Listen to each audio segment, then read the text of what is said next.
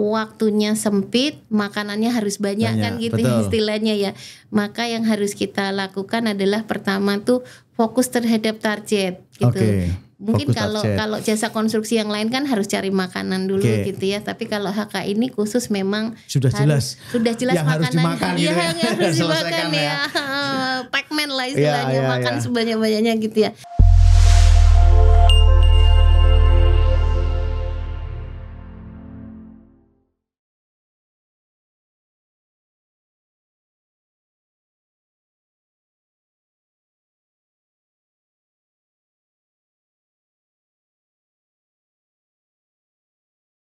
Hey engineer, selamat bergabung di Ikatek Site Podcast. Ikatek Site adalah program podcast yang harapannya membuka cakrawala yang lebih luas dari kompleksitas dunia jasa konstruksi yang nantinya kita tidak hanya sebatas membahas terkait dengan infrastruktur dan konstruksi beton misalnya, tapi kita akan hadir menjelajahi civil engineering pada semua aspek kehidupan manusia. Narasumber kita pada season ini adalah Ibu Aji Prasetyanti. Saya biasa memanggil Mbak Aji ini karena kebetulan dia juga teman saya seangkatan. Beliau adalah Direktur Utama PT Hutama Karya Infrastruktur dan sekaligus juga Ketua Srikandi dari BUMN Hutama Karya. Selamat bergabung Mbak Aji. Selamat sore Mas Farid, Selamat sore teman-teman semua, salam sehat. Nah pada season ini kita pengen sedikit mengulik tentang apa sih peran serta nih Hutama Karya Infrastruktur yang cukup fenomenal ya, karena diberi amanat oleh pemerintah untuk membangun jalan tol Trans Sumatera. Bagaimana sejarahnya HKI ini bisa terlibat di dalam proyek yang sangat luar biasa ini? Baik, pertama-tama saya ucapkan terima kasih kepada Ikatek Site yang telah memberikan kesempatan nih kepada saya khususnya maupun kepada PT Hutama Karya Infrastruktur untuk lebih mengenalkan dunia jasa konstruksi, utamanya jalan tol di Tol Sumatera. Baik Mas Farid, jadi sejarah berdirinya PT Hutama Karya Infrastruktur dimulai ketika PT Hutama Karya mendapatkan penugasan dari pemerintah untuk membangun dan mengoperasikan jalan tol Trans Sumatera melalui Perpres nomor 100 tahun 2014. Sepanjang kurang lebih 2.700 km. Oh, berarti termasuk yang rekor terpanjang di sejarah pembangunan jalan tol Indonesia ya ini ya? Iya, jadi kalau bicara itu dari rencananya Mas Farid. Nah, dalam perjalanannya nanti ada tahapannya. Dibagi beberapa tahap. Kita sekarang sudah masuk tahap 1, ini sudah masuk tahap kedua. Sekarang sudah berapa persen kira-kira Bu Aji? Kalau bicara 2.700, tahap 1 Hutama Karya sudah mengkontrakkan 957 kilo Hutama Karya. Jadi itu dikerjakan oleh BUMN Karya dan juga 40%-nya oleh HKI. 40%-nya oleh 50% ya? Iya. Dari 957 itu sudah beroperasi gitu ya, sudah beroperasi kurang lebih 50%, 500 lebih. Iya. Kemudian sekarang masuk ke tahap kedua. Tahap kedua. Iya. Jadi bisa diuraikan lebih detail dan terkait dengan portofolio dari HKI sekarang ini untuk jalan tol Trans Sumatera ini? Jadi sejak tadi Perpres 2014 kemudian Hutama Karya mendirikan anak usaha yang diberi nama PT Hutama Karya Infrastruktur yang memang untuk saat ini didedikasikan hampir portofolinya 90% untuk pekerjaan jalan tol Sumatera. Nah, omset HKI kurang lebih per tahunnya 10 triliun ini Mas Farid ya. Luar biasa ini capaiannya ini. Iya, dengan umur yang masih 8 tahun ya, insya Allah tahun depan ini Maret ini kita di usia 9 tahun. Jadi memang karena Hutama Karya mendapat amanah harus target-target beberapa ruas harus diselesaikan, maka HKI yang menjadi supporting utama untuk menyelesaikan tol JTTS. Kira-kira bisa agak diperinci terkait dengan section-section dari tahapan pertama ruas-ruasnya itu? Jadi tahun 2015-2016 kami masih belajar menyelesaikan tol Sumatera itu bekerja di ruas pertama adalah Medan Binjai. Ya 17 kilo, kemudian Palembang Indralaya 22 kilo. Lanjut sudah belajar di dua yang kecil itu kami langsung masuk ke ruas panjang 131 kilo. Pekanbaru Dumai dengan kondisi geotekniknya yang luar biasa ya. Tanah lunak, gambut, cuaca, terus kemudian ingat waktu itu ada asap, ada kebakaran asap, ya. Terus masuk COVID juga dan alhamdulillah kita selesaikan itu di September 2020. Jadi tol terpanjang 131 kilo. Ya, terus kemudian masuk sekarang kita ada di Bengkulu masih kecil, tapi insya Allah nanti diteruskan masih di 17 kilo. Ya, terus yang terakhir kemarin diresmikan Pak Presiden yang lanjutannya dari Palembang Indralaya nih, Indralaya para pemulih nih Mas Farid, sepanjang 65 kilo. Ya. Dan kita masyarakat juga begitu antusias menikmati hasil pembangunan infrastruktur di jalan tol Trans Sumatera ini. Saya juga sudah merasakan nih pada waktu melewatinya, terasa sekali banyak manfaatnya dan luar biasa hasilnya. Tadi sempat dikatakan bahwa salah satu tantangannya kondisi tanah ya yang di ruas Jambi tadi ya. Tentunya tidak hanya itu saja. Tantangannya apa saja nih dalam membangun jalan tol Trans Sumatera ini dengan begitu ragam topografinya maupun kondisi existingnya. Mungkin kita lihat beberapa sisi ya. Tadi yang sisi yang pertama dari sisi pembebasan lahan dulu ini, karena lahan itu memang menjadi domain dari pemerintah. Terus kemudian ketika lahan itu kondisinya tidak bebas secara frontal, maka kita juga harus pinter-pinter memilih metode. Kemudian yang kedua tadi kondisi geoteknik ya. Kondisi geoteknik ada yang tanahnya lunak, terus kemudian ada yang gambut kan ya. Jadi pemerintah itu kadang-kadang ngasih PR lahannya pun belum 100% clear gitu ya. Iya, jadi paralel Mas. Paralel. Jadi ketika PPJT ditandatangani dari Hutama Karya dengan pemerintah gitu ya, itu mulai berjalan pembebasannya gitu. Nah itu beberapa memang tidak semua kan kondisi masyarakat bisa diajak bicara gitu ya. Kadang-kadang memang ada hal-hal yang mesti dikomunikasikan lebih lanjut gitu. Nah disitulah peran kita bagaimana kita mencari metode-metode yang paling efektif supaya ini tetap bisa dijalankan. Sampai ada yang ekstrim sampai perubahan ruas atau jalur ada nggak? Enggak sih, enggak ada sampai ya. Artinya pemerintah itu. dan Hutama Karya bisa mengatasi tantangan non teknis ya, pendekatan ke masyarakatnya termasuk berhasil ya. Terus tadi mungkin dari sisi, nah ini kalau untuk konstruksinya sendiri, kalau jalan tol kan item terbesarnya pastinya adalah pekerjaan tanah, agregat kan gitu. Nah, Sumatera ini tidak semua agregat ada gitu ya. Sehingga kita harus bawa dari Jawa nih, dari Bojanegara seperti itu, atau didatangkan dari Lampung. Lahat itu yang banyak itu juga tantangan tersendiri. Nah, itu bisa diceritakan highlights terkait dengan hal-hal yang itu kan padahal komponen terbesarnya agregat. Sementara sumber daya alam di sekitar trase itu tidak sesuai spesifikasi. Nanti gimana itu? Ya, kita memang ya harus datangin dari luar Mas Farid. Dengan tongkang.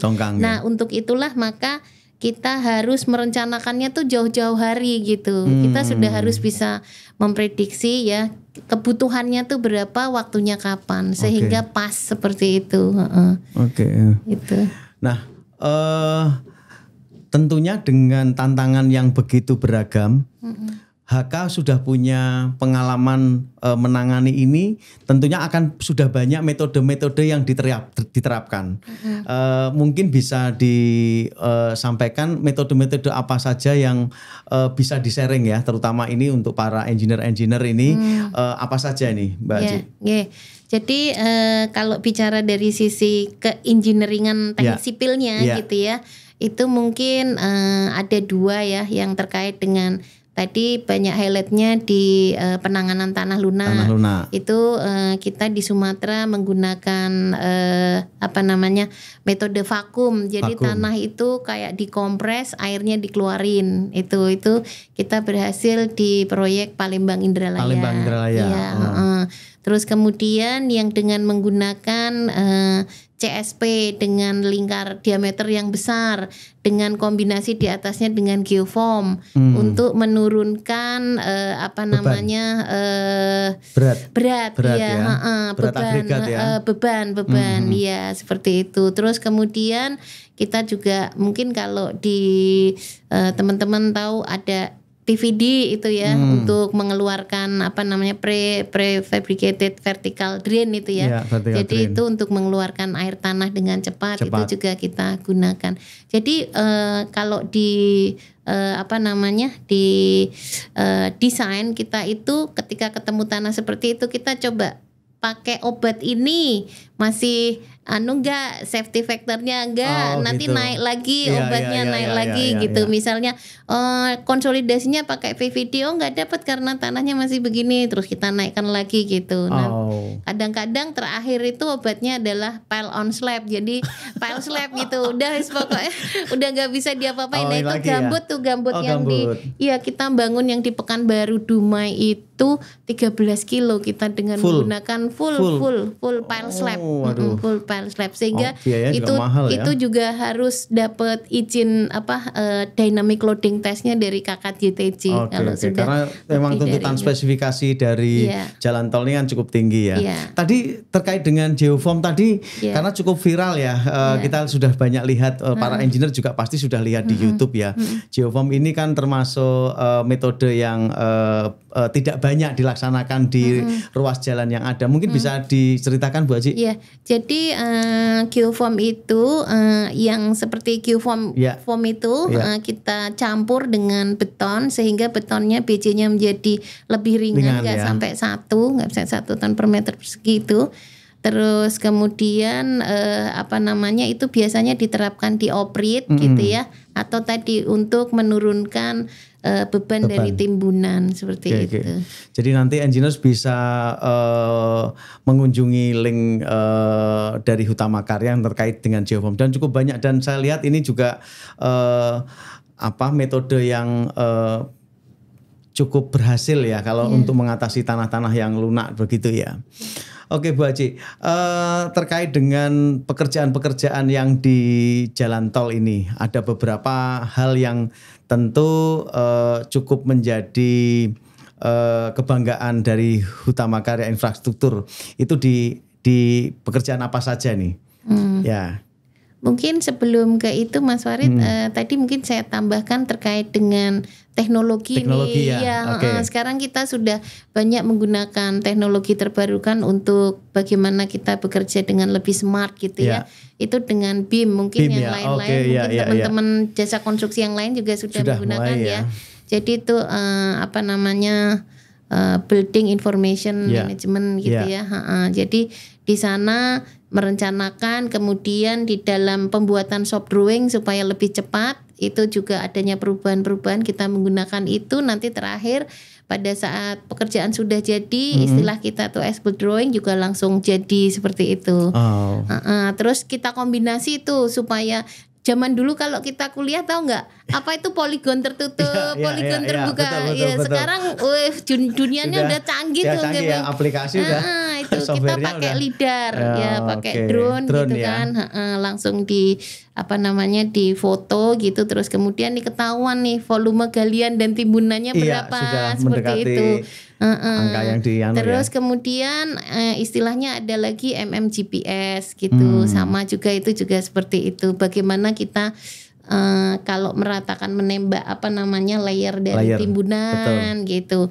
Terus ini dulu kalau kita kuliah ngambil kepadatan itu kan pakai Sencon gitu ya. Kan? Ya sebenarnya sekarang pun spesifikasinya begitu, cuman kita tandem dengan teknologi yang namanya EDG. Ya, jadi electrical dial gauge-nya itu jadi tanah itu dites mungkin nggak sampai 2-3 menit tuh hijau sudah muncul langsung indikator kepadatannya gitu. Jadi mempermudah ini layer berikutnya karena kan kita kalau kerja timbunan tanah tuh nggak boleh langsung pemadatan tinggi, 1 meter harus berlapis. 20 cm berlapis seperti itu. Saya pernah mendengar ada kisah unik tantangannya Pak Menteri PUPR-nya Pak Basuki ini kan beliau kan cukup bangga ya dengan Bu Aji ini dalam menyelesaikan proyek-proyek di Jalan Tol Trans Sumatera ini. Bahkan beliau sempat menantang secara langsung kalau proyeknya itu bisa selesai tepat waktu, kualitas juga terjamin gitu kan, semuanya tercapai, akan memberikan tunjangan yang dia punyai kepada Bu Aji ini. Itu ceritanya akhirnya bagaimana itu jadinya?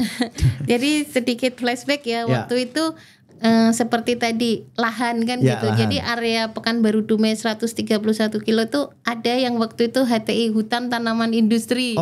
Jadi ada Kementerian Kehutanan otomatis nggak mengizinkan gitu ya? Lama. Waktu itu lahannya ketinggalan dari yang lain-lain. Nah, tapi setelah dibuka ternyata tanahnya tuh sabun. Jadi tanahnya sabun tuh tanah yang abu-abu tuh loh Mas.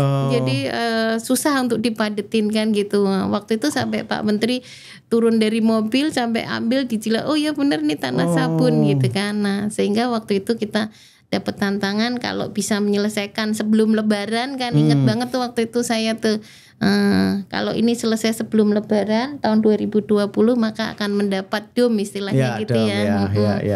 Nah cuman waktu itu masuk Maret COVID. Kan gitu. Langsung semuanya tiarap gitu. Dana operasional menterinya jadi nggak bisa dibagi-bagi ya. Jadi. Tapi ya itu merupakan memberikan motivasi tersendiri untuk kita dan ketika pada ruas-ruas yang berikutnya gitu ya kita selalu mencoba memberikan kualitas yang terbaik dan setiap kali beliau berkunjung pun kita juga minta testimoni nih sama beliau gitu bagaimana Bapak untuk yang mutunya gitu. Ya memang saya lihat bukan hanya Pak Menteri, Pak Presiden selalu sering mengunjungi proses pembangunannya sendiri bahkan peresmian. Tentunya itu apresiasi dari beliau-beliau dan tentunya bangga dong sama Mbak Aji ini ya, Direktur HKI, Direktur Utama, kemudian perempuan lagi ya. Ini kan di tengah dunia jasa konstruksi yang banyak laki-laki yang berperan, tentunya beliau bangga ya. Ada hal yang menarik di situ ya. Mungkin kalau dari sisi beliau sih lebih mungkin masalah kualitas ya. Terus kemudian target biasanya sih kita waktu itu ada 2 waktu yang ditetapkan tuh biasanya krusialnya 2 Nataru sama Lebaran. Situ Nataru dan Lebaran. Betul karena trafiknya tinggi ya di situ jadi memang itu tadi kan karena Hutama Karya sebagai BUJT maka kita akan mendukung Hutama Karya untuk pelayanan kepada masyarakat. Utamanya yang 2 itu. Meskipun sebenarnya kalau bicara pelayanan itu ada divisi operasional jalan tol, tetapi kita sebagai supporting pembangunannya harus follow gitu ya. Masyarakat akan merasakan akibatnya ya. Oke, ini terakhir ini tadi begitu banyak tantangannya ya, dari teknis, non teknis gitu, kemudian masalah waktu yang begitu ketat. Nah, kiat-kiat Mbak Aji dalam memandegani Hutama Karya infrastruktur ini bagaimana menaklukkan tantangan ini secara umum? Kalau bicara secara umum ya, dengan kalau kita coba rinci gitu ya, kita ini waktunya sempit, makanannya harus banyak kan gitu istilahnya ya. Maka yang harus kita lakukan adalah pertama tuh fokus terhadap target gitu. Oke. Mungkin Fokus kalau target. jasa konstruksi yang lain kan harus cari makanan dulu gitu ya. Tapi kalau HK ini khusus memang sudah jelas yang harus dimakan gitu ya. Yang harus dimakan ya. Pac-Man lah istilahnya, makan sebanyak-banyaknya gitu ya. Nah, itu adalah fokus terhadap target. Terus yang kedua, biasanya tim kami kalau bicara pendanaan APBN kan kita juga Utama Karya kan dulu DNA-nya kan DNA General Jasa Konstruksi ya. Proyek-proyek APBN kan tidak sebesar ini size-nya gitu ya. Nah, itulah yang kita harus memberikan obat PD nih sama tim kita itu.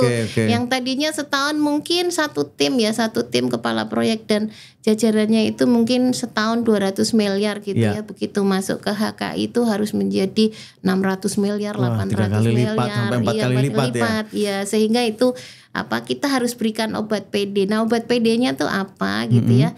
Jadi kami membagi tugas mana yang core, mana yang support to core. Jadi kita mengistilahkan teman-teman yang di lapangan tuh sebagai teman-teman yang core. Jadi mereka tuh fokus bekerja, supportnya apa? Tadi contohnya material kita datengin, desain kita support, personil apa yang dibutuhkan kita support, sehingga teman-teman lapangan tuh hanya fokus kepada metode, terus kemudian bagaimana progres itu menjadi besar seperti itu. Ya, kemudian kita sebagai yang ngayomin itu ya benar itu yang Ki Hajar Dewantoro itu Tutwuri Handayani. Kadang-kadang kita tuh harus di bawah. Terus kadang-kadang terus kadang-kadang kita itu harus di tengah bareng gitu dengan tapi kadang-kadang kita itu harus struck by the pen. Kalau nggak digituin itu harus top down, kita kadang-kadang kita harus top down. Iya, seperti itu. Nah, ini berarti nih kiat suksesnya Mbak Aji ini yang mendegani HKI ini. Ternyata dari sisi pengambilan keputusan ini juga penting. Kapan sebagai leader itu di tengah, di belakang, bahkan kalau terpaksa harus di depan dan harus top down pun harus dilakukan karena untuk kepentingan yang lebih besar. Nah, demikian tadi podcast pada kesempatan kali ini terkait dengan pembangunan jalan tol Trans Sumatera bersama Utama Karya Infrastruktur. Luar biasa narasumber kita pada kesempatan ini Mbak Aji Prasetyanti, Direktur Utama HK Infrastruktur. Terima kasih, semoga para engineer bisa terinspirasi dan jangan lupa ikuti atau follow IKA Tech Site dan YouTube IKA Teksi. IKA Tech Site, inspiring new insight.